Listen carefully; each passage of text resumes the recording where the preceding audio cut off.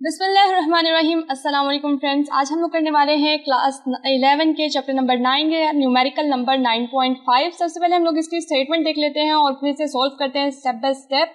आप लोगों ने बिल्कुल भी फिक्र नहीं करनी कि न्यूमेरिकल्स बहुत ज़्यादा मुश्किल है, क्योंकि हम इसे आसान बना देंगे। सो न्यूमेरिकल नंबर 9.5 के अंदर क्या कहा जा रहा है? A second order spectrum is formed at an angle of 38 degree. यहाँ पर हम लोग को सबसे पहले जो चीज़ पता चली है वो ये है कि हमारे पास सेकेंड ऑर्डर इस्तेमाल हुआ है। और जब भी कोई सेकेंड ऑर्डर या जब भी ऑर्डर की बात आ जाएगी ना, तब एन की बात आएगी। तब किस चीज़ की बात आएगी? एन की बात आएगी। और यहाँ पर कौन सा ऑर्डर है हमारे पास? सेकेंड ऑर्डर है, तो यहाँ पर हम लोग n इज इक्वल्स टू 2 लिख देंगे। और नेक्स्ट चीज़ हमें उसकी एंगल बताया गया है। क्या second order spectrum is formed at an angle of 38 degree. तो हम लोग कहते हैं कि थीटा हमारे पास क्या है? 38 डिग्री। और ये कब बन रहा है? जब लाइट फॉल्स कर रही है normally on a diffraction grating having 5400 lines per centimetre. Okay, ये तब बन रही है जब लाइट फॉल कर रही है नॉर्मली अ डिफ्रैक्शन पे वो जो है लाइट फॉल कर रही है, और वो डिफ्रैक्शन ग्रेटिंग हैविंग, और जहाँ पे वो फॉल कर रही है वहाँ पर कितनी लाइन्स बन रही है, यानी कि नंबर ऑफ लाइन्स हम लोग यहाँ पर कह देते हैं कि वो कितनी बन रही है हमारे पास? 5400 लाइन्स पर सेंटीमीटर हमारे पास बन रही हैं। ओके, उसके बाद नेक्स्ट चीज़ हमारे पास आप लोगों ने जो याद रखनी है, अगले आई थिंक सो 4 न्यूमेरिकल्स के अंदर हमारे पास एक चीज़ हमने याद रखनी है, ग्रेटिंग एलिमेंट की वैल्यू। ग्रेटिंग एलिमेंट यहाँ ये हमारे किसके बराबर होता है? हम लोग इसे d से रिप्रेजेंट करते हैं और हमारे पास बराबर होता है 1/n के। यानी कि ये बाद में आपको बाद में साइड पे सोल्यूशन कर देती हूँ, पहले हम लोग जो है बाकी का अपना लिख लेते हैं। और हम लोग को फाइंड आउट करने के लिए कहा है, उन्होंने कहा है determine the wavelength of light used. आप क्या करें? वेवलेंथ ऑफ लाइट यानी कि फाइंड कर लें। तो अब अगर इसकी बात करें तो हम लोगों को यहाँ पर d की वैल्यू चाहिए। इन सब के अंदर हम लोग एक ही फॉर्मूला इस्तेमाल करते हैं। वो कौन सा है? अगले 4-5 न्यूमेरिकल्स के अंदर हम लोग फॉर्मूला इस्तेमाल करेंगे d sin theta is equals to n lambda. So lambda is equals to d sin theta over n। अब यहाँ पर हमारे पास d की वैल्यू नहीं है। ओके, तो d की वैल्यू हम लोग को फाइंड आउट करनी पड़ेगी। वो हम लोग कैसे करेंगे? हम कहते हैं कि ये हमारे पास किसके इक्वल है? n ओवर l के इक्वल है। n हमारे पास किसके इक्वल आ जाएगा? 5400 लाइन्स, और l हमारे पास आ जाएगा सेंटीमीटर। और अब हमारे पास d किसके इक्वल होता है? d हमारे पास इक्वल होता है l ओवर n के। तो हम लिख सकते हैं कि d is equal two centimetre, ये ऊपर आ जाएगा हमारे पास, और नीचे हमारे पास आ जाएगा 5400। तो ये हमारे पास कितना बन जाएगा? d is equal to 1/100 metre divided by 5400। So d is equal to 1/54000। Okay, तो ये हमारे पास d की वैल्यू हम लोगों ने फाइंड कर दी। अब हमारे लिए सोल्यूशन करना बहुत ईजी है। अब इसे सोल्व कैसे करेंगे हम लोग? हम कहते हैं कि theta is equals to lambda is equals to 1/54000 into sine 38 degree divided by 2। तो अब इसे सॉल्व करेंगे तो हमारे पास क्या आ जाएगा? 0.616 डिवाइडेड बाय, यहाँ नीचे हम लोग लिख लेते हैं। इसे सॉल्व करने से हमारे पास आ रहा है 1080000। अगर इसे मजीद सॉल्व करेंगे तो हमारे पास आ जाएगा 5.7 इंटू 10⁻⁻7 मीटर। लैम्डा हमारे पास इक्वल आ जाएगा 570 इंटू 10⁻⁹ मीटर। और 10⁻⁹ किसकी वैल्यू होती है? नैनो की वैल्यू होती है। तो हम यहाँ पे देख सकते हैं 570 नैनोमीटर। और ये हमारे पास हमारा आंसर आ चुका है।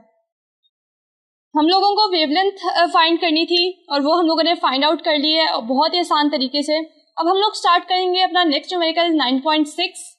लेकिन इससे पहले कि हम वो न्यूमेरिकल सोल्व करना स्टार्ट करें, आप लोग चैनल को सब्सक्राइब करें, वीडियो को लाइक करें और अपने फ्रेंड्स के साथ भी शेयर करें जो कि ऐसी ही सिमिलर प्रॉब्लम्स के साथ झूल रहे हैं, ताकि वो जल्दी से अपने कॉन्सेप्ट को क्लियर कर सके। तो अब स्टार्ट करते हैं न्यूमेरिकल नंबर 9.6। ओके, तो अब हम लोग जो नेक्स्ट न्यूमेरिकल करने वाले हैं वो न्यूमेरिकल नंबर 9.6। हम लोग इसकी स्टेटमेंट देख लेते हैं कि इसकी स्टेटमेंट में क्या हमारे पास चीज़ें गिवन हैं और क्या चीज़ हम लोग को फाइंड आउट करनी है, हम लोग को कैसे फाइंड आउट करनी है।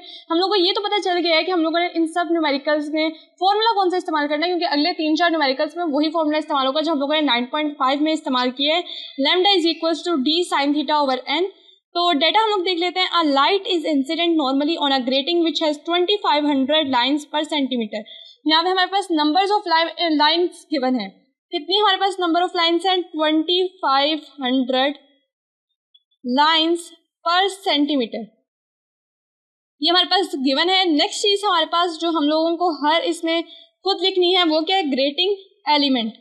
इसकी वैल्यू हम लोग को बता दी जाएगा ग्रेटिंग एलिमेंट, लेकिन इसकी वैल्यू हम लोग को खुद याद करनी होती है। ये किसके इक्वल होता है? d is equals to 1/n के इक्वल होता है।